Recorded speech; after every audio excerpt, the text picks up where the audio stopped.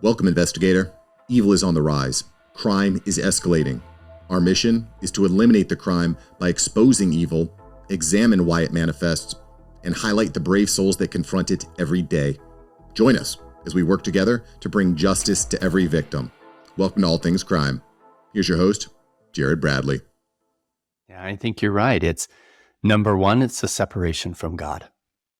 And that's really the answer of eradicating child trafficking, is bringing people to that understanding of who they really are and where they came from, and that connection with God, and listening to that still small voice of truth that we were all born with.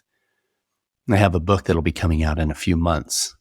It's called Are You Listening? With My Hand on My Heart. Not with my hand on my ear, but my hand on my heart. And it's because every single one of these operations in finding these children, I wasn't following logic and protocol. I was being led, and led to keep safe, led to where the children were.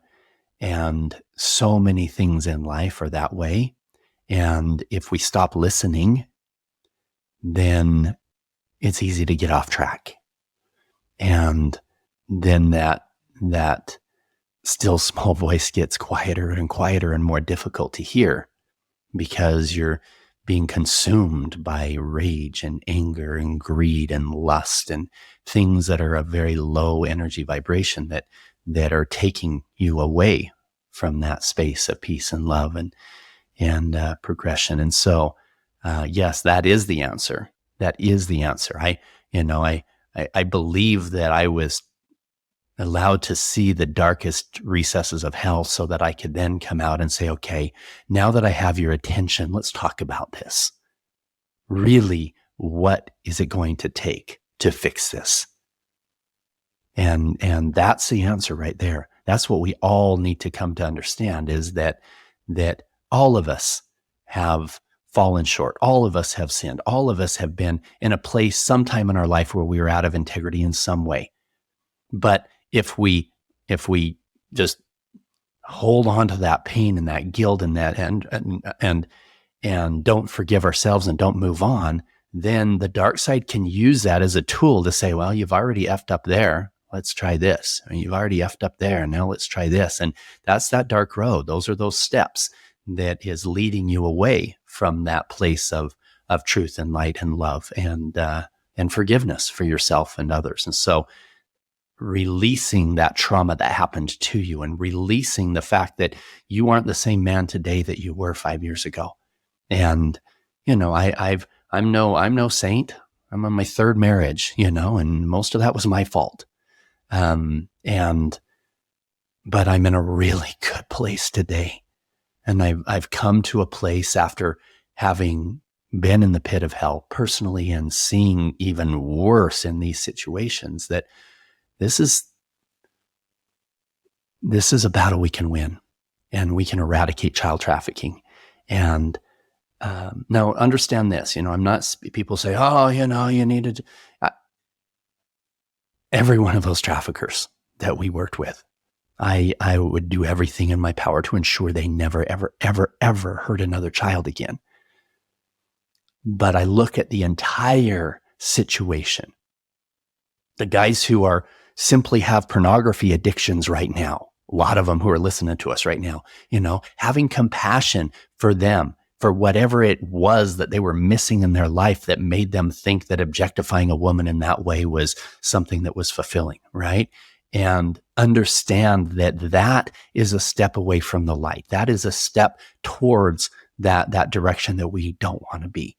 And we also need to understand that, the things that we're being fed by by Hollywood and big media and social, all these things that we're being force fed by agendas that are not in line with the moral compass that you were taught.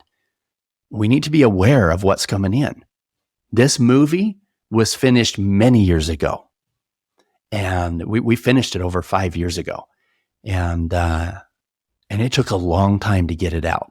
We were blocked everywhere from distribution, And the only way to bring this message to the world was having a system like Angel Studios, where it was a grassroots movement. I say it this way: we brought it to the people by the people.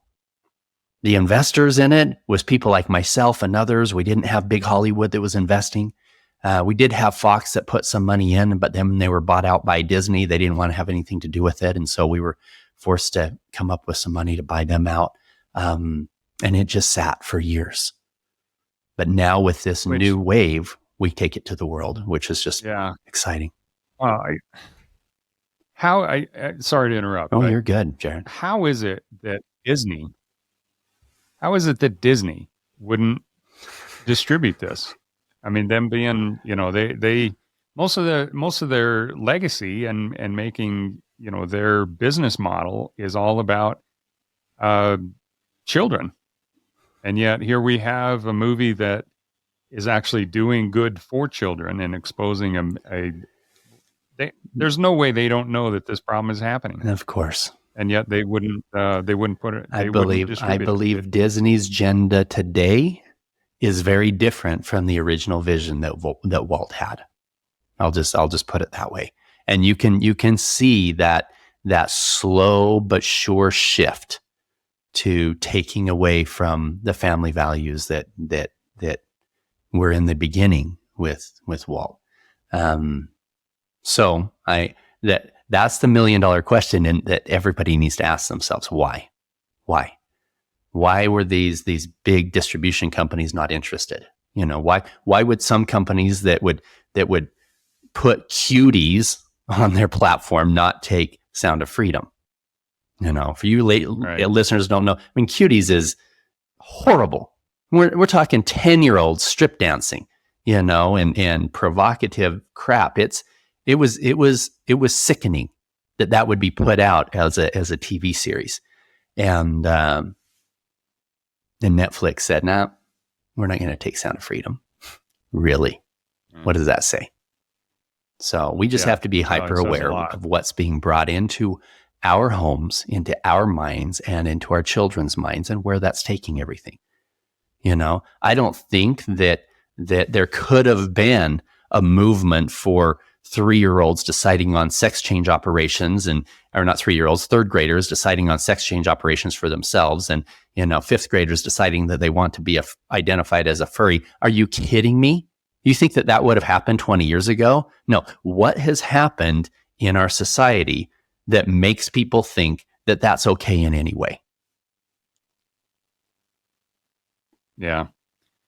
Well, it's a lot of it is just pure propaganda, because the interesting thing is, if you look at what, the experts say that people actually want versus what is actually successful. And I think Sound of Freedom is the perfect example, but, they say that they don't want masculine men, that toxic masculinity and all that kind of stuff. And I don't want to get too far away from the focus, of your movie and what we're talking about here. But if you look at all the really successful films, Maverick, the Top Gun Maverick, and some of these other movies where the entire story is oriented around a masculine man, heroes overcoming evil.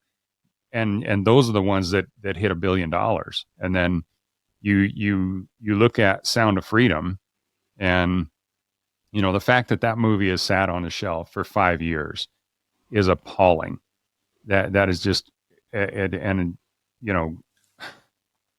again, thank you, Paul, for doing what you did, and for all the others that worked so hard to bring that movie to life, and even financing that movie. I mean, it's just unbelievable. It's like, how many people would have never really come to the true realization that child trafficking is as prevalent as it is without that movie? How many people is it going to wake up and thank all the things that are good in life that is actually coming to play. And the fact that it's hit $160 million now. Yeah. And what was it projected 20 million Yeah. at the very beginning. It's like, and the people that, frankly, the people that worked to suppress it should be called out. Yeah. Because I think if most people in society are good people, and most people in society, I guarantee, agree with everything that we're talking about right now. But most people are also so busy with what they're doing on a day-to-day basis that they just don't have time, and they don't have, just the mental capacity, the openings to do anything about this. And plus, it's like what you said. What do we do about it? And so many people say this problem is so massive. What can I don't have the resources. I don't have the time. I don't have the ability to do anything about it. So it's not something I can worry about. So I can't. And, but I think this movie has really opened up everybody's eyes and say, no, you can. And frankly, the message at the very end of the movie, where Jim Caviezel comes out and he says, this is what you can do. If you can afford one ticket, an extra ticket, to pay for somebody that maybe can't, so they can see this movie and be inspired by it.